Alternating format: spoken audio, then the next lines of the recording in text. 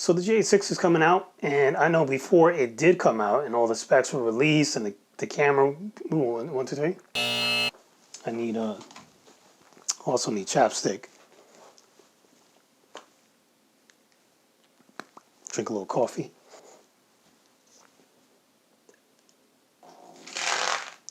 What the f***? Great. Unbelievable.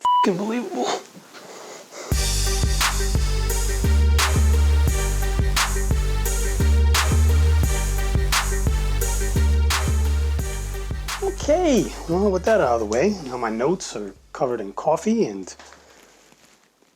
my pants to a small degree and my floor. So I guess today what we're going to do, I'm going to talk about the GH6, some of the headline features that stand out to me, and then some of the reasons why I am disappointed in the camera, just a tad, and then talk about the Canon R7, which I think I might wait for instead, and I'll share why that is.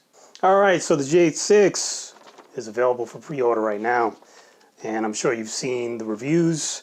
I've watched too many to count. It's absolutely ridiculous, and it is impressive. And of course, the headline features, and we'll just bang through some of those. Obviously, the 5.7K recording, all the way up to 60 frames per second internally to a CFast B card. Very cool. So this has dual card slots, just like the GH5 did, GH5S did, except now you have one CFast and the other one is a standard, well, not really standard, but a SD card, so that you can record at those higher frame rates to the CFast cards, because this can also shoot in ProRes internally to a CFast card, which might be a nice feature for some because, you know, ProRes is usually better for editing and uncompressed and allows you to get the most image quality out of your video.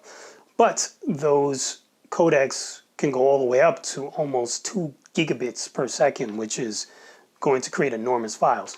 And for someone like me who's primarily shooting weddings, longer form content, that's just something I would never use anyway. I probably would never shoot in 5.7K, if we're being honest. I just don't really see a need for it. And that's one of the areas where I'm disappointed with these newer cameras that keep coming out. They just keep throwing more and more resolution, and it's like, who cares? I'm not shooting at those bigger resolutions. I find it to be very unnecessary, being that I shoot most things in 1080 still, just like this video you watch right now. I'm not shooting this in 4K. Even though my camera can do it, I just don't see the purpose, especially when I'm just sending this to YouTube. And of course, it shoots all these big resolutions with no record limits internally to the camera. That's something that we just become accustomed to on the GH series of cameras, and they have not changed it this time around. Still, no record limits, and I love that. Another cool thing about this camera, which is one kind of feature that we always forget about, full HDMI again, which I really like having. Those little micro HDMIs break very easily. So here I am getting parts, and I spilled all my coffee on the floor. Also, the fact that the screen can flip out, but it can also tilt a little bit to give you full access to the ports. I really think that's innovative and really cool thing that Panasonic did. And the simple addition of having that little tripod mounting screw thing at the bottom where your tripod plate stops spinning because that little spring ball can go into that little notch. Small feature, but a cool feature that I know I would appreciate. And the image stabilization. The image stabilization being better than it was in the GH5. I had used the GH5 and I had used the G85, which had similar image stabilization. And I have to say it was very good. It did have that little bit of wobble, depending on what lenses you were using. If you were shooting wide or whatever, you get that wobble in the corner of the screen, which just looked terrible to me. But you really only get that if you were trying to do like walking shots. If you're just panning, tilting, or just holding it to mimic a tripod, works great. It works even better now. So that's cool, because I think that will allow me to not bring my gimbal. Where's my gimbal? I don't know where it is. But then I have to bring my gimbal with me to weddings. That would be nice to just bring the camera. And another feature that comes in, not just the GH5, or excuse me, not just the GH6, it's also part of the GH5 Mark II is part of the, I think all the S1 cameras, the S1H, the S1, and the S5. It draws like a little box around the screen when you hit record, so there's like a red outline. That's huge, because there have been times when I've shot weddings and I think I'm recording, because I accidentally hit record twice and the camera's not recording and I just don't notice it. And it also has a tally light in the back and the front for the GH6. I mean, it's really hard to miss the fact that you're not recording. And then being able to punch in when you record. So if you are focusing manually, the ability to kind of magnify the screen, get your focus as you're recording, not just before you're recording like it is right now on the GH5, but while you're recording. Huge feature that's not in a lot of mirrorless cameras. Honestly, every single mirrorless camera I've ever used can only do that before you're recording. So that to me is huge. And of course they improved the autofocus, so it's still not the autofocus that we want, which is phase detection, but it has been improved. And from what I've seen in reviews from everyone, it looks pretty darn good. So here's the thing, and this is why I feel kind of disappointed about this camera. As an event shooter, I get really tired of shooting with mirrorless cameras that are, really designed for stills work primarily, but then you're forced to use these to shoot long events.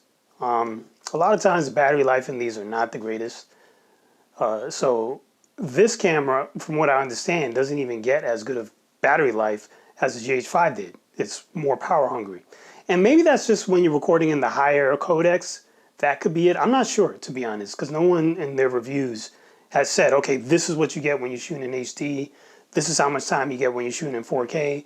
This is how much time you're getting when you shoot in 5.7, or the time is the same in all of them. I really don't know because no one's done that test. I know you can do USB-C, plug some type of battery brick into it, and boom, off you go. But it's just another thing that I have to bring. It's another thing that I got to rig to it and attach to it.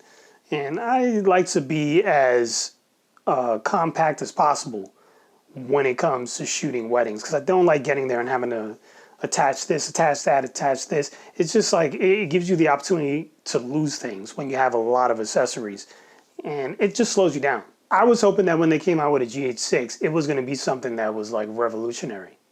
I was hoping for something that didn't even look like a stills camera. It didn't look like a camcorder. It didn't look like anything we've seen before. I was hoping they were going to make something that we didn't even know we needed. Almost like, back in the day when we used to have like flip phones, and all of a sudden we started using these. Nobody even thought like this would change your life. And it has, right? For the better and for the worse, to be honest. But it definitely is a game changer for the whole way we live. And I was hoping for a camera that was going to be a game changer for the way we shoot video. And the GH6 is just not that, in my opinion. It's just another stills camera with video features jammed into it. But with that being said, it is probably going to be one of the best stills cameras with video features jammed into it, because it does have a lot of different shooting modes and different features that you don't see in a lot of other cameras. I do hope that what they do add to it down the line through firmware perhaps is the ability to live stream directly from the camera, just like you can do from the GH5 Mark II. But in addition to that, live stream and record to the camera at the same time. So now let's talk about the Canon R7, because that camera is rumored to be coming out this month. Don't know if that's really going to happen, but we'll see. And they're saying that this Canon R7 is supposed to be kind of a follow-up to the 7D Mark II, which back in the day was kind of like the higher-end APS-C camera for Canon. And this was good for wildlife photography and whatnot. Not necessarily a video hybrid camera per se back when it came out, which was a long time ago. I don't even remember how many years, but a long time ago. Years and years. 6, 7 years, I don't remember. This camera now, though, I feel like if they're going to do an R7, which is supposedly supposed to use the RF mount, but still be an APS-C cropped sensor, I think you got to put some video features in there, right? Because pretty much every mirrorless camera that comes out nowadays, it has to be a hybrid camera of sorts, because people are using it for both. And I'm sure Canon realizes that. So they're probably going to step up the codecs in there from what was in the 7D Mark II. But what I do like about the 7D Mark II was that it had 2 card slots, which is something that the GH6 has, which I find appealing because I like to shoot to 2 cards at once, so I have a backup. Now, being that this is going to be an APS-C type of camera, well, if the R6 is just around $2,500, you're thinking this one, the R7 is probably going to be a little less. It's probably not going to cost more. It's probably going to be a little less than an R6. So maybe it's going to be priced around the GH6, which is $2,200, just around there. So it's probably going to be around that price. Probably have 2 card slots. We know it's going to have really good autofocusing capabilities in video and for pictures too. Megapixel count might be in the 30s. 32.5 is what people are thinking it's going to be. So it's going to have a little bit more resolution for your stills in picture mode. So it's going to have that over the GH6, which to me doesn't really matter. It's probably not going to come with nearly as many video codecs as the GH6. I seriously doubt it's going to shoot in 5.7K at 60 frames per second. But honestly, I don't really care about that. It's probably not going to have any anamorphic shooting modes like the GH6. Again, I don't really care about that. But it would be nice if it's going to come with in-body image stabilization like the R6 does. And now that it's an APS-C sensor and it's a little smaller, maybe it might even be a little bit better. Maybe it'd be on par with something like the GH6 in terms of image stabilization. That would be really cool. So crop sensors, so the lenses are probably going to be a little less if they start developing APS-C specific RF mount lenses. So the body itself is going to be cheaper than something like an R6 and an R5. And it probably will have at least 4K 60 in it. All the cameras are coming with like at least that. So I think they would have to put at least that into the R7, which for me is fine. I don't need 4K 120. It's nice to have. But if I could have 4K 60 and then maybe 120 frames per second in HD, or maybe even 240 frames in HD with the audio included, that's good enough for me. So I'm looking forward to that camera. I want to see what the R7 might turn out to be before, deciding on the GH6. But regardless, when I can get my hands on a GH6, I'm going to, because it is impressive. There's no doubt about it. It is impressive. All the technology that they crammed into that camera. It seems like they're really trying to maximize whatever they can get out of Micro Four Thirds and give it all to you. That's what Panasonic always does. They give it all to you. So you got to commend them for that. But I still would like to see what Canon comes up with the R7. Anyway, there it is. Anything I talk about in these videos is always in the links down below. If you click on any of those links, they are affiliate links. I will get a small commission off of that. That helps the channel, doesn't cost you anything. So go ahead and click on those. Any gear that I use to create these videos is also down in those links. So no need to ask, just click on the links down below. You'll see exactly what it is. Same type of deal there. They are affiliate links. And if you click on them, they'll help me out. So there it is. I'm Mike Turner. Thanks for watching. And I guess I'll see you soon.